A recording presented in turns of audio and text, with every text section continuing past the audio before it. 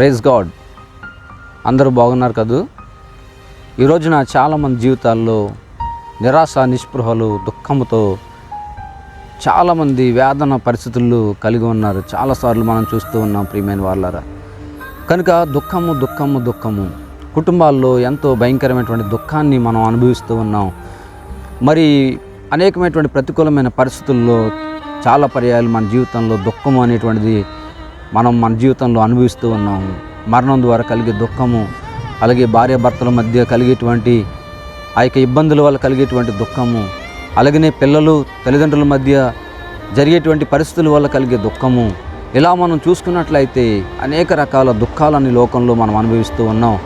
అయితే ఒకటి కూడా మన జీవితంలో అది నెరవేర్చుకోలేనటువంటి పరిస్థితుల్లో కూడా మనం దుఃఖాన్ని కలిగి ఉంటున్నాం. నా బ్రతుకు ఎలాగనే, నా జీవితం అంతా కూడా దుఃఖంతోనే గడపాలా, దుఃఖంతో నేను చనిపోవాలా అని ఎంతోమంది నిరాశ నిస్పృహలతో ఉన్న వారితో పరిశుద్ధాత్మ దేవుడు మాట్లాడుతూ ఉన్నాడు.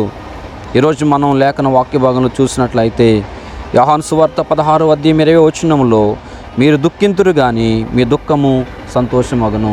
ప్రియులారా, ఈరోజున దేవాతి దేవుడు మనకు జ్ఞాపకం చేస్తున్నాడు. మీరు దుఃఖింతురు కానీ మీ దుఃఖమును దేవుడు సంతోషంగా మార్చబోతూ ఉన్నాడు.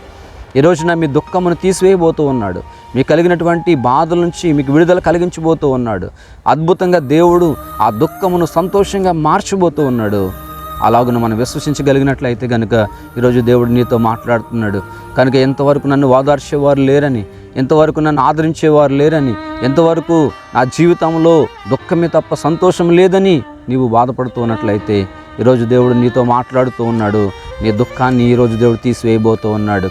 ఆనాడు పరిశుద్ధ గ్రంథంలో ఎంతోమంది దుఃఖమును ఆయన తుడిచివేసిన దేవుడు ఈరోజు నీ దుఃఖాన్ని కూడా తీసివేస్తాడు. అట్టి ఆ దృఢమైనటువంటి విశ్వాసముతో ఈరోజు నీవు ప్రార్థించగలిగినట్లయితే కనుక దేవుడు గొప్ప కార్యం చేస్తాడు. అటు పరిశుద్ధాత్మ దేవుడు మనందరికీ అనుగ్రహించునుగాక.